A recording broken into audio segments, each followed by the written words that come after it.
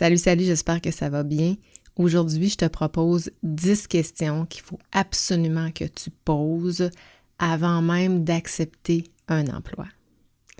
La semaine passée, j'ai échangé avec une personne qui écoute le podcast, puis dans nos différents échanges, elle me proposait un sujet que j'ai trouvé super intéressant puis que j'ai envie vraiment d'exploiter, qui était comment naviguer avec brio dans les 100 premiers jours de son emploi. Donc, ça m'a donné l'idée du sujet d'aujourd'hui, mais aussi du sujet de la semaine prochaine que je te parle à la fin de l'épisode, la suite, la partie 2 de cet épisode-ci. Donc, à l'automne, le marché du travail est en forte ébullition. Et cette année, c'est quand même assez particulier parce que la baisse de l'offre d'emploi des entreprises a baissé dans le deuxième trimestre. Je pense que c'est quelque chose comme 7-8%, ce qui est quand même à considérer. Mais même si le nombre de postes a diminué, il en demeure pas moins que l'offre d'emploi est quand même assez suffisante pour que le travailleur ait encore du pouvoir de négociation.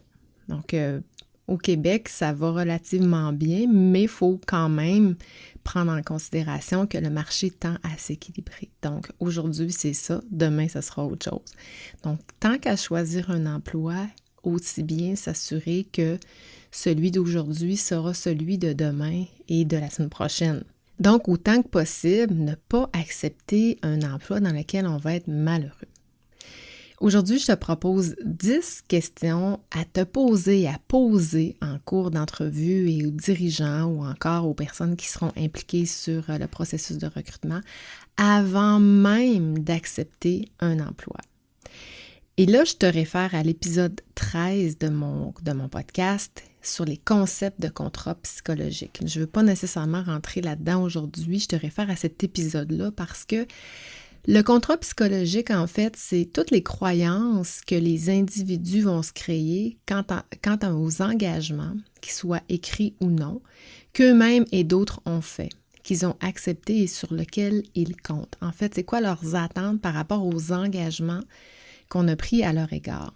Et le contrat psychologique, ça se forme à travers les communications, donc les offres d'emploi, les échanges qu'on a avec les différents acteurs qui sont impliqués sur le processus, les coutumes, les pratiques passées, et il est construit par des contractants à la fois humains et matériels. Quand on est sur des contractants humains, par exemple, tous les recruteurs ou encore les responsables RH qui sont impliqués sur les entrevues, souvent il va y avoir des gestionnaires aussi ou des dirigeants qui sont là. Donc, ce sont des contractants qui vont prendre des engagements à notre égard. Et si ces engagements-là ne sont pas respectés, ce que la théorie dit, ce que la littérature dit, c'est que 50% des gens qui acceptent un nouvel emploi sont déçus et réalisent dans leur première semaine qu'il y a des engagements qui ont été pris qui ne sont pas respectés. Et qu'est-ce que ça fait? Ça fait qu'on a envie de quitter. Et pourquoi on ne s'en rend pas compte? C'est que ça se passe à travers les informations qui ne sont pas écrites nécessairement parce que les lois protègent les contrats, donc ton salaire, tes vacances, tout ce qui est les avantages sociaux. Donc ça, c'est régi. Si ton employeur ne respecte pas ce qui est inclus à travers le contrat, tu as des recours. Alors que dans le contrat psychologique, si je prends un engagement, mettons que je dis je vais te donner de la formation, je vais te développer, mais qu'en cours de route, finalement, je ne te développe pas, mais c'est pas écrit nulle part, je n'ai pas pris d'engagement légaux, donc tu n'as pas de recours. Tu n'as que toi qui dois présenter tes insatisfactions et renégocier tes différentes conditions de travail. Souvent, on va le voir en termes de formation ou en termes de développement ou de progression professionnelle dans le cours d'une entreprise. Il y a aussi tous les matériaux contractants, c'est-à-dire les sites Internet, tout ce qui est non tangible en fait, ce qui n'est pas humain, donc les sites Internet sur lesquels on va poster nos postes d'emploi, les médias sociaux, toutes les publicités, tout ce qui est inclus dans notre mission, vision, valeur, Tous les documents plus formels, comme les politiques, les guides, les manuels des employés, sont des contractants qu'on appelle matériels, qui, à travers les lignes, on y détecte des engagements et des façons de faire, puis ça crée des attentes. Donc, tout ça, c'est le concept du contrat psychologique. Et là, qu'est-ce qui se passe quand on ne pose pas les bonnes questions? Ben, on se fait une idée de la job, des attentes. Puis aussi, il y a tout un processus quand on est un chercheur d'emploi et qu'il y a plusieurs appelés et un seul élu, ben on souhaite inévitablement être cet élu. Donc, l'ego prend une place qui est peut-être pas nécessaire, mais il y a comme un espèce de phénomène psychologique qui fait que, puis en plus, moi ce que j'ai remarqué, c'est que plus le processus est long, plus les attentes et plus l'intérêt envers le poste grandit, on veut être la personne choisie. Mais à travers ça, est-ce qu'on choisit en toute connaissance de cause? Là, c'est une autre affaire. Et on hésite à poser nos questions parce que, tu sais, la question qui fait peur, la question qu'on ne veut pas entendre la réponse, souvent, ça va être la question ou la réponse qui fera en sorte que ça changerait toute notre destinée. C'est ce qui va peut-être même changer le cours de ton histoire à travers, en fait, ton histoire professionnelle. Donc, quelles sont ces 10 questions à poser dont tu ne dois pas passer à côté?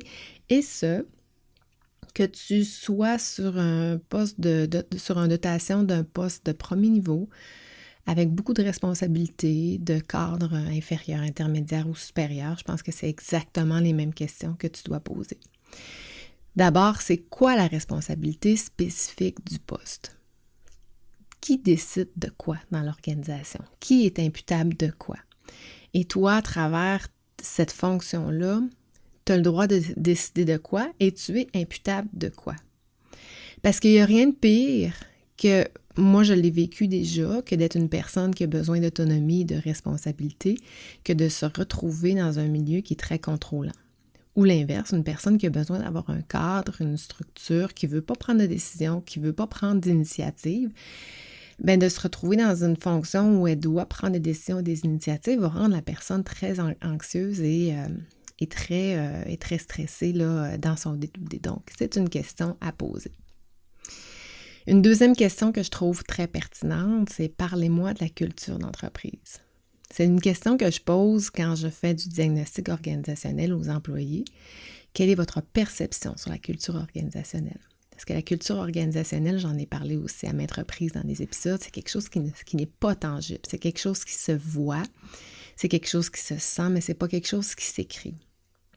Et si on a l'occasion de poser, de demander la perception sur la culture organisationnelle à la fois aux dirigeants, mais aussi peut-être à des collègues de travail, mais ça peut être très, très parlant pour comprendre cette culture-là. On peut demander une visite des bureaux. Hein, on le voit, on sent, observe les gens, regarde leurs habillements, regarde leur décor, comment les gens se comportent, c'est quoi l'ambiance de travail.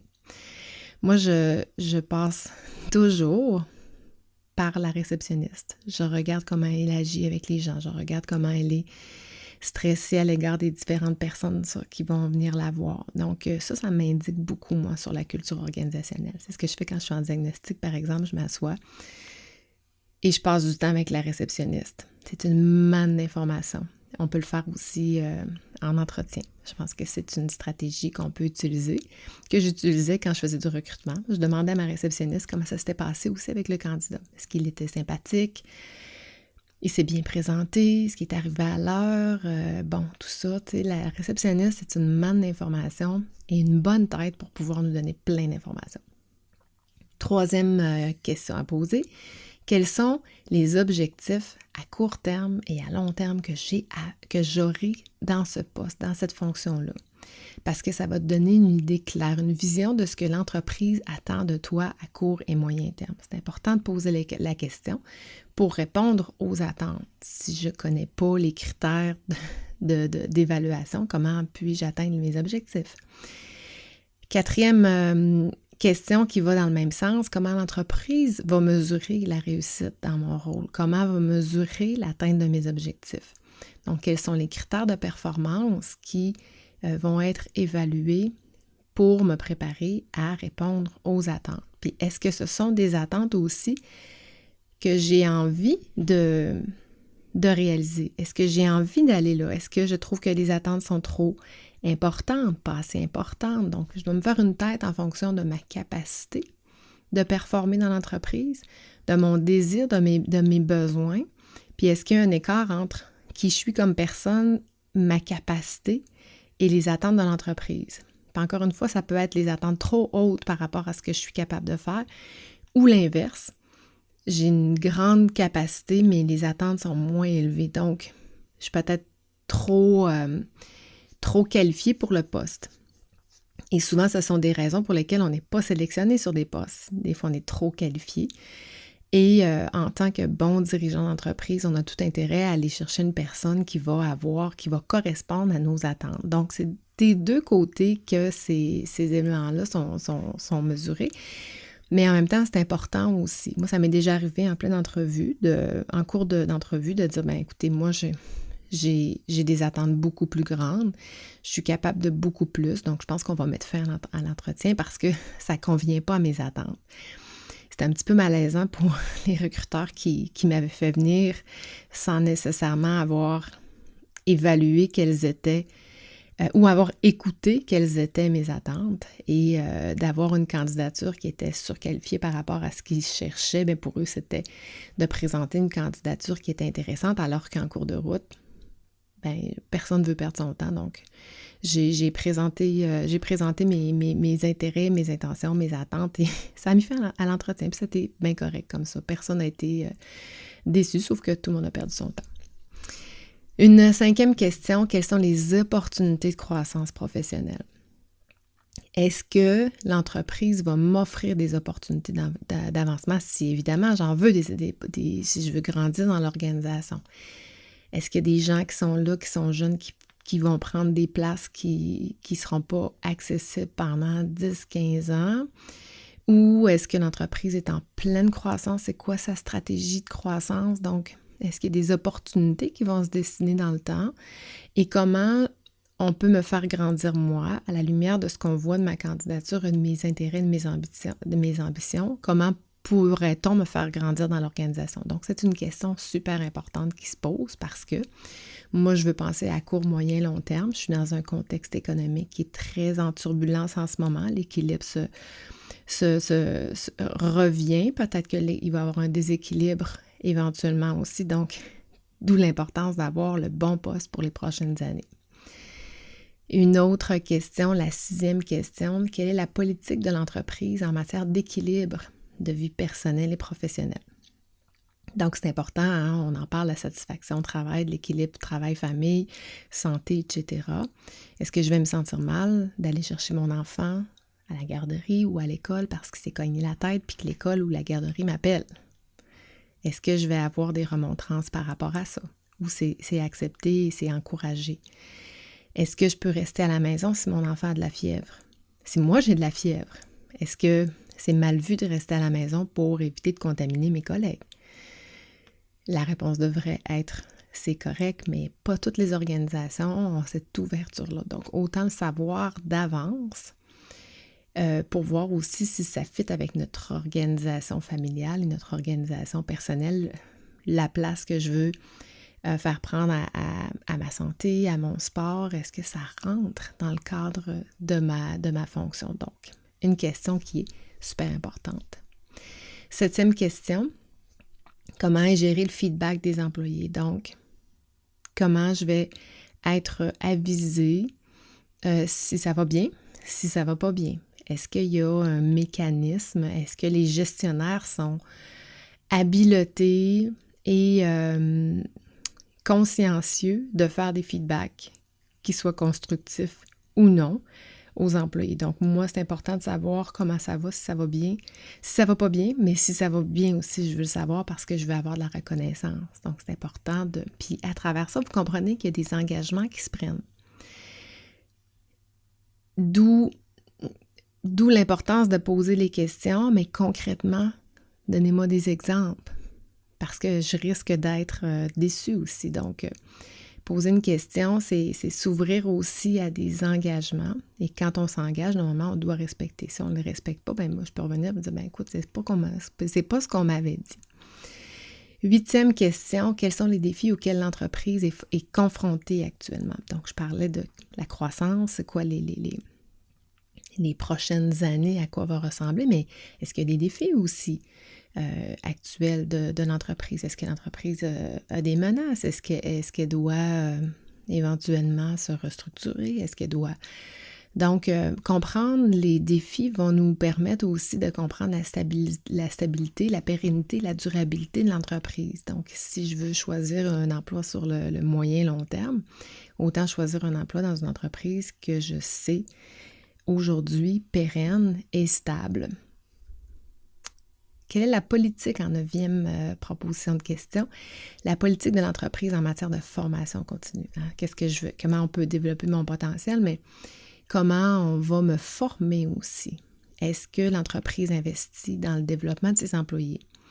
Est-ce que si j'ai envie de suivre une formation que je trouve pertinente dans le cadre de ma fonction qui va m'aider à grandir, mais à amener de la valeur ajoutée à l'entreprise, est-ce que je vais devoir quémander une formation?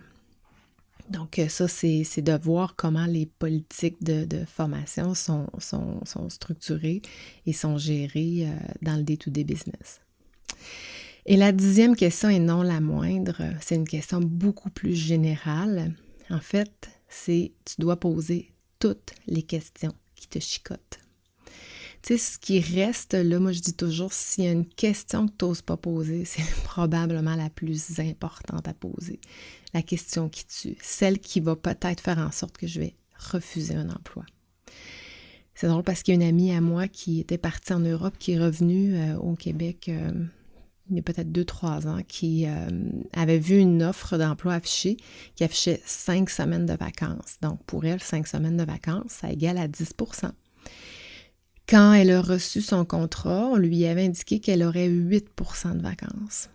Donc, ça l'a vraiment déçue, puis ça l'a contrariée parce que ça partait mal la relation, alors que sur les matériels contractants, on parlait de 5 semaines, mais dans la réalité, c'était pas ça. Donc, ça part mal la relation parce que tu dois renégocier ou est-ce que c'est la bataille que tu as envie de livrer avant même de partir. Mais pour elle, c'était d'une grande importance parce qu'elle avait des conditions de vie qui faisaient que 5 semaines, c'est ce qu'elle souhaitait avoir et c'est ce qu'elle recherchait aussi. Et après tout le processus, elle s'est rendue compte que c'était pas nécessairement, puis c'est pas une question qu'elle a posée non plus, parce que je pense que ça peut faire partie aussi des questions de s'assurer que les conditions soient celles qui se retrouveront dans son contrat. Mais ça part mal la relation. Donc, c'est un exemple de peut-être un peu plus banal, mais de situation dans laquelle on peut se retrouver qui vont faire en sorte qu'on va mal partir la relation. On va perdre la confiance envers l'entreprise qui s'apprête à nous embaucher. Puis on va partir avec une certaine déception, une amertume de la relation qui est en train de se créer. Donc, on veut absolument éviter ça. Donc, toute question qui est en suspens devrait être posée. Il n'y a pas de mauvaise question. Des fois, ça peut être aussi, sur le coup, on n'y pense pas, mais par la suite, la question nous revient. Donc, on peut reprendre un appel téléphonique, un rendez-vous téléphonique, on peut envoyer un courriel. Donc, super important de faire tout clarifier les questions qu'on a avant d'accepter un emploi pour s'assurer, minimalement de minimiser au plus bas le risque d'avoir des déceptions. Et comme le contrat psychologique le dit, les gens qui sont déçus, je pense que ça va jusqu'à 70% des départs sont reliés à des engagements ou à des attentes qui n'ont pas été respectées, mais des attentes dans le domaine informel qui ne sont pas contractuels, qui ne sont pas écrits. Donc, on n'a pas de recours, on n'a que des déceptions. Alors voilà, j'espère que ça va te servir à préparer ta prochaine entrevue. Tu es peut-être en train de vouloir changer d'emploi. Sinon, si tu es bien dans ton emploi, tant mieux, c'est probablement parce que tu as su poser les bonnes questions avant de l'accepter. Donc, je vais poursuivre la semaine prochaine dans cet ordre-là. On va parler maintenant des 100 premiers jours en emploi, comme m'a proposé la personne dont je parlais au début. Mais je vais plutôt te donner quelques trucs pour saboter tes 100 premiers jours. Donc, tu comprends que le but est de mettre en lumière les comportements à éviter. Donc, je te parle de ça la semaine prochaine. D'ici là, je te souhaite une super belle semaine. Ciao, ciao!